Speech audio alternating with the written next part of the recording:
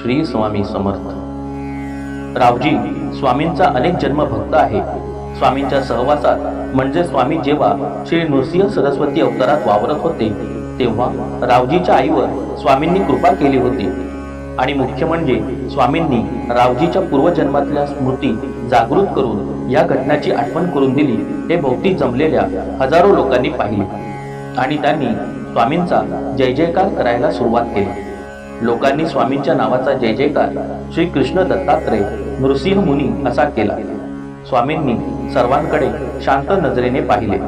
रावजी हात जोडून उभा राहिला आणि स्वामींची स्तुती करू लागला. दत्तावधूत योगेश्वर श्री नृसिंह सरस्वती मुनी हेच आहेत याची त्याला खात्री झाली. स्वामींच्या मुखातून अचानकपणे शब्द म्हटले, रावजी, तुला 3 मुले आहेत.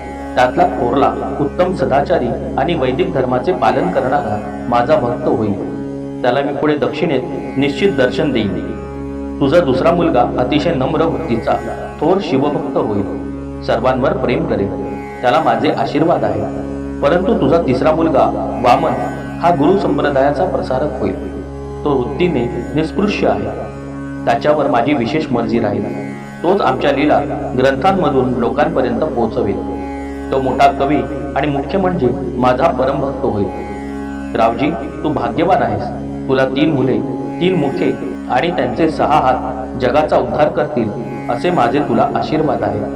स्वामी बोलता बोलता रावजी पुढे एकमुखी दत्ताच्या स्वरूपात उभे राहिले.